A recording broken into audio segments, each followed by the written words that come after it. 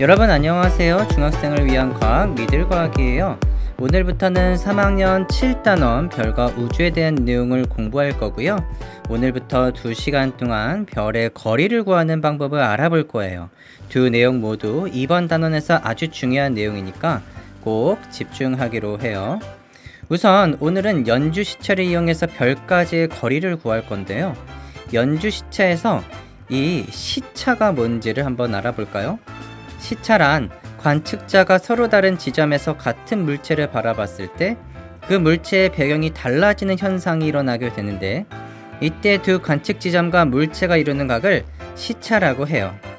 이렇게 말로 하면 무슨 내용인지 도통 알 수가 없으니까 여기 귀여운 두 아이의 실험으로 알아보도록 해요.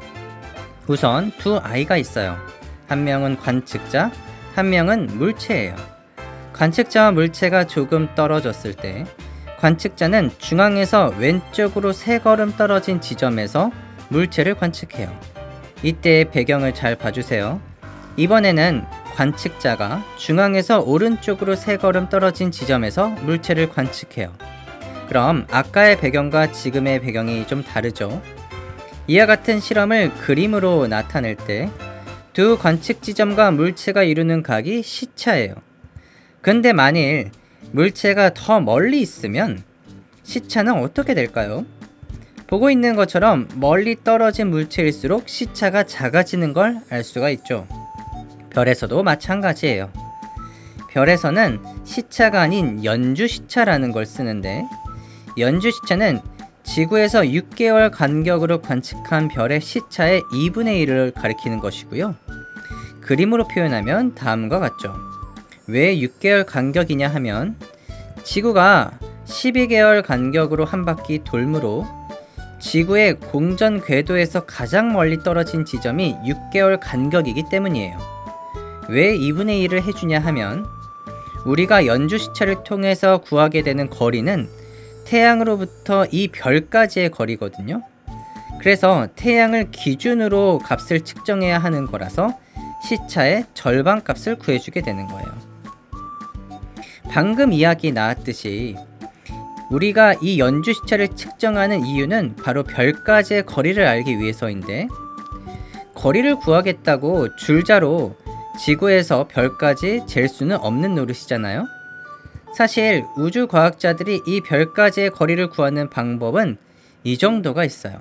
이 표를 거리의 사다리라고 하는데, 연주 시차를 이용하는 건 그중 단 한 가지 방법일 뿐인 거죠.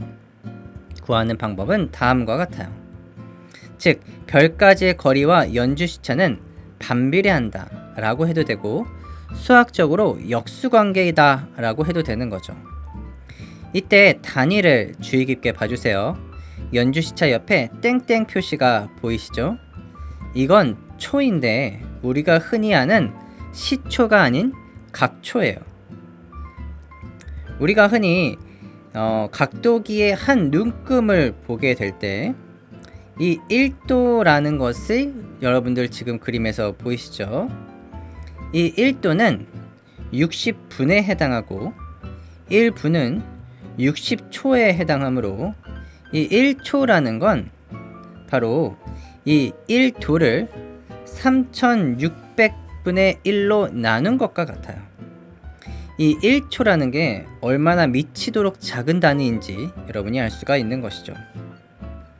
그리고 거리 단위에서 이 PC라고 쓴 건 파섹이라는 단위인데, 이 파섹은 연주 시차가 1초인 별까지의 거리, 즉 1PC가 바로 1초가 연주 시차가 날 때의 거리인 거예요. 요 1파섹이란 건 우주적인 단위인데, 우리가 흔히 아는 킬로미터의 단위로 바꾸면 3 곱하기 10의 13제곱, 즉 어느 정도 거리냐면 300조 킬로미터 정도가 되는 거죠. 이게 어느 정도 거리냐면 우리가 빛의 속도를 1초에 지구를 7바퀴 반을 돈다고 이야기를 하거든요. 그런데 이러한 빛이 3.26년을 가야만 1파섹의 거리에 도달하게 돼요.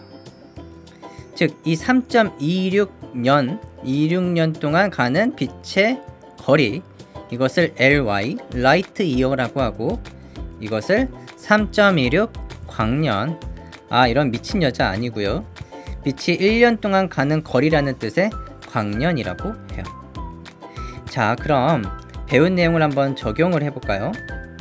지구에서 태양을 제외하고 가장 가까운 행성은 센타우루스 자리의 프록시마라는 이 별이에요. 이 별의 연주 시차가 0.76초 정도 되는 거죠. 이 별의 거리를 파섹과 광년의 단위로 한번 표시해 볼까요? 우선 파섹으로는 100분의 76을 역수취한 값이니까 76분의 100이 되는 거고, 대략 1.3 파섹 정도 되겠네요. 이걸 광년의 단위로 한번 바꿔줘 보면 이 1.3에 3.26을 곱해야 되는 거죠. 그래서 대략 4.2 광년이 되겠네요. 연주 시차와 관련해서 또 다른 주요점은 이 연주 시차가 지구 공전의 증거라는 거예요. 아까 내용에서 지구가 돌아야 연주 시차가 생긴다는 걸 배웠었죠? 지동설을 처음으로 주장한 코페르니쿠스도 이 연주 시차만 발견하면 완벽한 지동설 증거가 될 거라는 걸 알아서 열심히 측정했지만 그 당시 기술력으로는 실패했고요. 그로부터 300년 후인 18세기의 과학자 베셀이 백조자리 61번 별의 시차를 처음으로 관측하면서 지구가 공전함을 다시 한번 알리게 되었죠. 아까 이 연주 시차를 이용하는 방법은 아주 가까운 별을 관측할 때만 쓴다고 했는데 대략 그 한계는 100파섹 정도예요.